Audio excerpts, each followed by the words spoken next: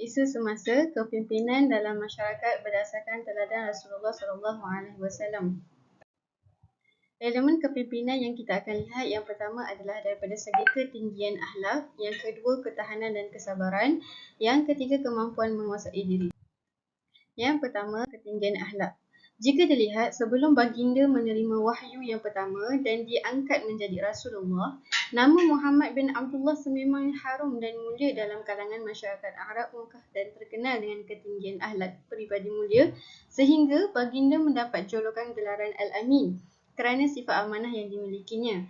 Ciri ini juga adalah selari dengan motif perutusan Rasulullah SAW sendiri ke muka bumi, iaitu sebagai pelengkap kepada akhlak mulia dalam kalangan manusia dan melakukan terhadap transformasi positif terhadap adat jahiliah yang wujud pada ketika itu. Pemimpin sejati yang mencontohi baginda hendaklah memberikan contoh akhlak terbaik untuk diikuti supaya dirinya tidak digolongkan dalam golongan yang dimurkai oleh Allah SWT, sekaligus menyebabkan hilangnya hormat pengikut terhadap dirinya. Seperti firman Allah SWT yang bermaksud, wahai orang yang beriman, mengapakah kamu mengatakan sesuatu yang tidak kamu kerjakan? Amat besar kebencian di sisi Allah bahawa kamu mengatakan apa-apa yang tidak kamu kerjakan. Yang kedua, elemen yang kedua adalah ketahanan dan kesabaran. Bagaimana ciri kepimpinan yang kita boleh contohi daripada Rasulullah SAW adalah berdasarkan ketahanan dan kesabaran yang dimiliki oleh Rasulullah SAW.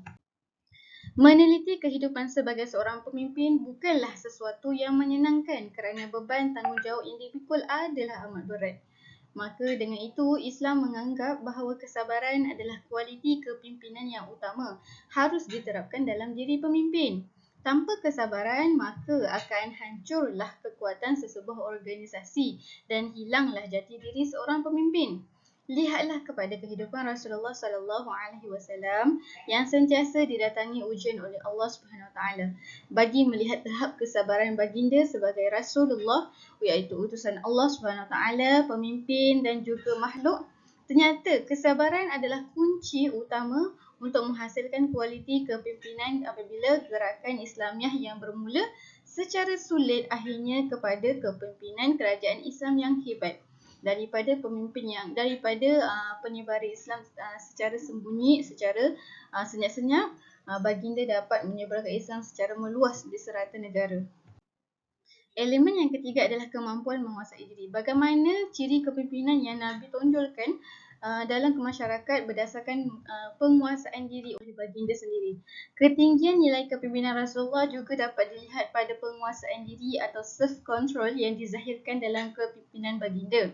Konsep penguasaan ini yang diistilahkan dalam Islam sebagai Al-Qiwamah, iaitu hak kekuasaan yang terletak di atas bahu seorang ketua ataupun pemimpin, yang mana bukanlah diwujudkan bagi tujuan untuk mewujudkan jurang antara pemimpin dengan rakyat bawahan.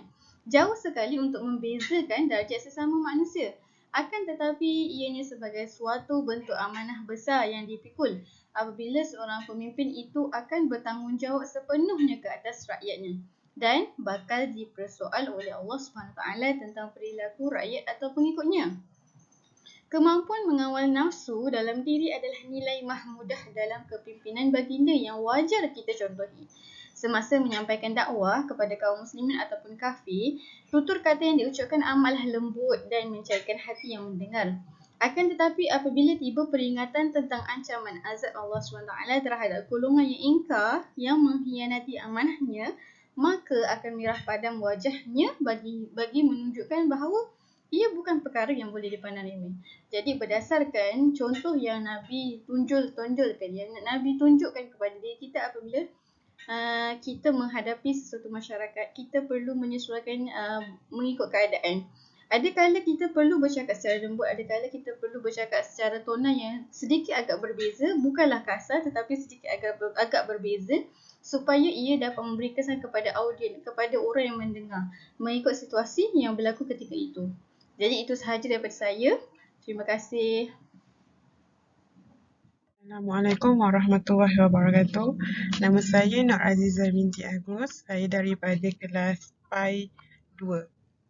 Baiklah, kumpulan kami akan membentangkan dan berkongsi tentang tajuk kepimpinan dalam masyarakat.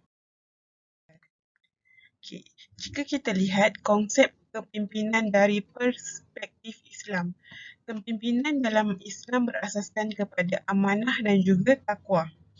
Kepimpinan merupakan satu tanggungjawab suci yang dipikul oleh seorang hamba Allah dan seorang khalifah Allah di bumi untuk membawa manusia lain kepada matlamat hidup yang berasaskan kepada kehendak Allah. Yang mana amanah dan takwa tadi tu adalah salah satu kehendak Allah dan yang ditetapkan dalam Islam. Contoh kepimpinan Islam yang boleh kita contohi dan ikuti adalah Nabi Muhammad SAW. Seterusnya dalil dalam surah Anbiya ayat 73 yang membawa maksud, dan kami menjadikan mereka itu sebagai pemimpin-pemimpin yang memberi petunjuk dengan perintah kami, dan kami wahyukan kepada mereka agar berbuat kebaikan, melaksanakan solat dan menunaikan zakat, dan hanya kepada kami mereka menyembah. Maksudnya di sini pemimpin-pemimpin yang memberi kebaikan, yang memberi petunjuk kepada, memberi jalan kepada masyarakat. Terusnya adalah sifat kepimpinan Rasulullah dalam masyarakat. Apa sifat kepimpinan Rasulullah yang saya ambil dan saya terangkan adalah tentang fatanah, yang mana kepintaran. Fatanah membawa maksud kepintaran, kecerdikan dan kebijaksanaan. Setiap Rasul wajib bersifat fatanah, terutamanya dalam memahami ajaran Allah SWT untuk menyebarkan kepada umat yang lain. Buktinya, semasa Rasulullah berumur 35 tahun, Mekah telah dilanda banjir sehingga menyebabkan Kaabah rosak yang sangat teruk.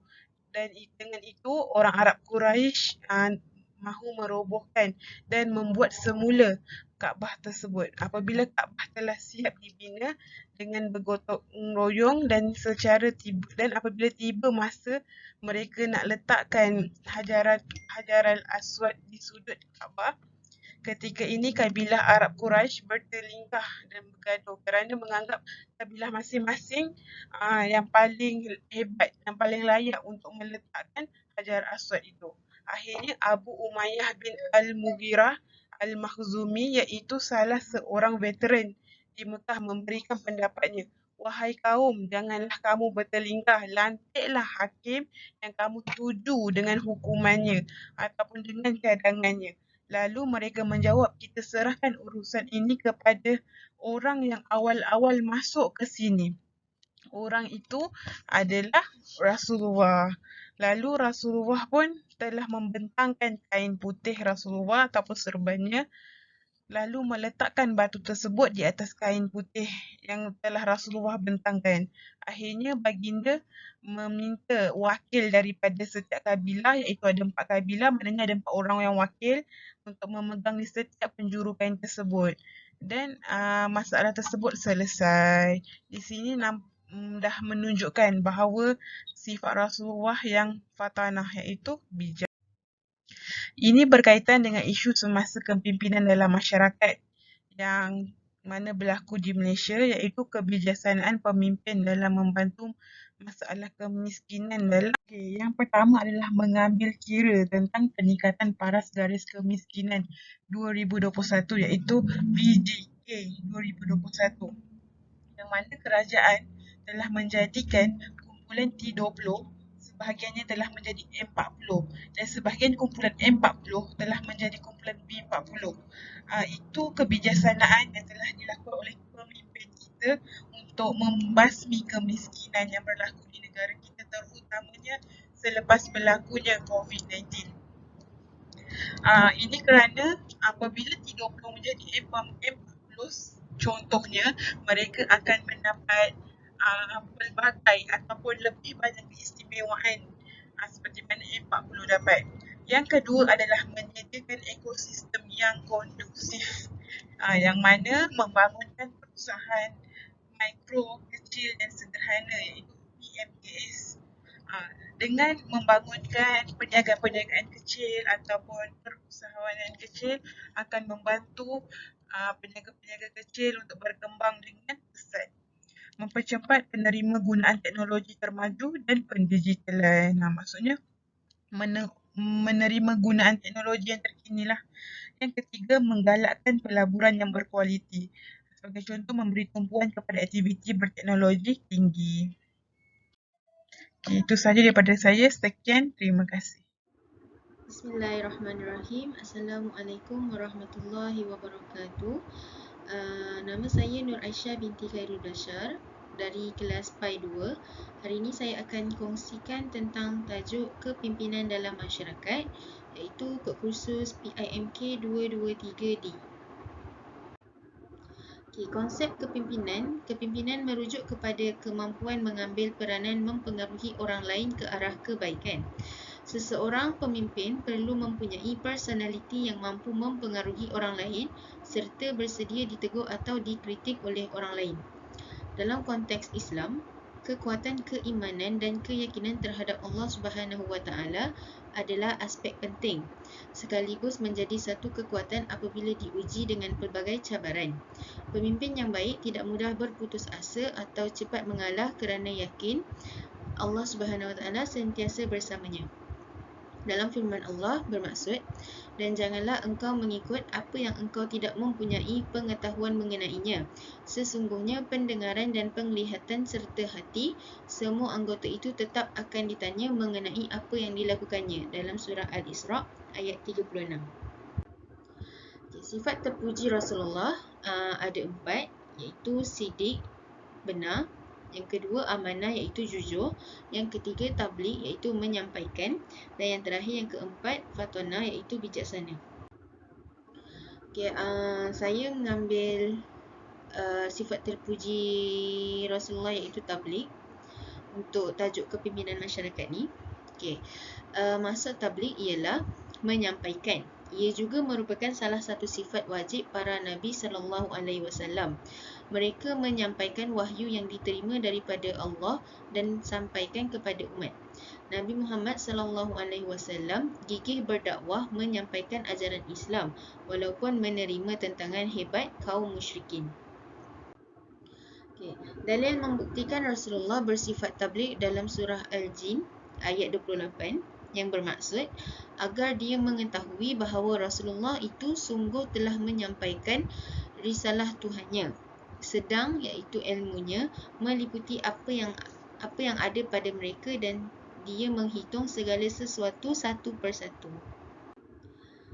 Nabi juga mendatangkan hadis tentang sifat tabligh ini, iaitu balighu anni walau ayah, riwayat Bukhari, yang bermaksud sampaikan daripadaku walau sepotong ayat. Keunggulan sifat tabligh Rasulullah. Dalam sifat tabligh ini Rasulullah banyak ada peristiwa yang membuktikan Rasulullah ni bersifat tabligh. Antaranya dakwah secara rahsia, peristiwa di Bukit Safa, kemudian peristiwa di Taif, dan yang terakhir berdakwah dengan penulisan. Dakwah secara rahsia, Nabi SAW memulakan dakwah kepada orang yang rapat dengan baginda setelah diperintahkan Allah. Khadijah binti Khuwailid, Abu Bakar As-Siddiq, Ali bin Abi Talib dan Zaid bin Harisah alaihissalam memeluk Islam. Cabaran Nabi dakwah secara rahsia ni ialah ada yang tidak menerima dakwah baginda, termasuk Abu Talib, iaitu bapa saudara Nabi Muhammad SAW. Apa tindakan Nabi apabila mereka semua ni tak ikut? Nabi tetap menjalankan amanah yang disuruh oleh Allah. Nabi tetap menyampaikan tanpa putus asa. Yang kedua, peristiwa di Bukit Safa. Nabi Muhammad SAW naik ke Bukit Safa menyuruh penduduk Mekah beriman kepada Allah. Cabarannya, kaum musyrikin marah, mencaci, menghina dan memulau Nabi Muhammad SAW dan keluarganya. Abu Lahab, iaitu bapa saudara Nabi Muhammad SAW, selalu menyakiti baginda. Apa tindakan Nabi? Sangat sabar dan tenang menghadapi cabaran, merancang strategi dakwah yang lebih meluas. Yang ketiga, peristiwa di Taif. Semasa di Taif, baginda berdakwah untuk sampaikan ajaran Islam. Cabaran yang Nabi dapat iaitu diejek, dihina dan dilontar batu sehingga cedera dan berdarah. Apa tindakan yang Nabi lakukan? Nabi semakin cekal berdakwah dan tidak membalas dengan kekerasan. Yang terakhir, berdakwah dengan penulisan. Baginda mengutus surat untuk sampaikan ajaran Islam kepada raja dan pemimpin negara seperti Raja Rom, Habasyah, Parsi dan Mesir. Apa cabarannya? Sebahagian besar menolak dan menentang ajaran Islam. Maksudnya raja-raja tu tak boleh terima agama Islam dan menolak ajaran yang Nabi bawa. Ada yang mengancam dan memerangi umat Islam. Tindakan yang Nabi buat, tugas dakwah tu perlu diteruskan lah untuk perkukuhan negara Madinah. Kepentingan sifat tabligh bagi Nabi. Apa yang Nabi sampaikan dengan sifat tabligh itu adalah ajaran Islam tersebar luas. Yang pertama, ajaran Islam tersebar luas. Yang kedua, semakin banyak meninggalkan penyembahan berhala. Maksudnya kaum jahiliyah banyak yang meninggalkan sembah berhala dan masuk ke Islam. Yang ketiga, akhlak mulia diamalkan dalam kehidupan. Yang keempat, amalan jahiliyah seperti menilik nasib dihapuskan. Cara mengaplikasikan sifat tabligh dalam kehidupan. Yang pertama, sentiasa melakukan sumbangsaran pengetahuan sedia ada tentang sifat tabligh. Contohnya dalam kelas ketika kita mengajar, kita boleh bertanya kepada anak murid tentang sifat tabligh, apa yang dimaksudkan dengan sifat tabligh, contoh-contohnya. Lepas tu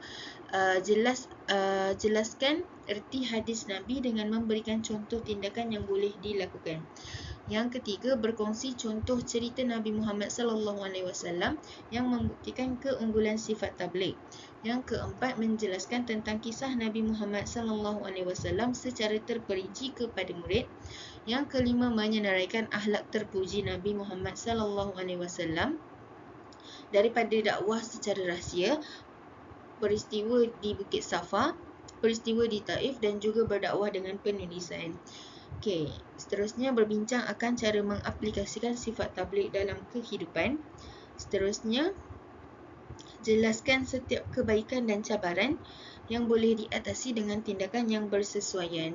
Yang terakhir, digalakkan supaya mengaplikasikan sifat tabligh seperti menyebarkan ilmu kepada rakan melalui media sosial yang bersesuaian. Sekian, terima kasih.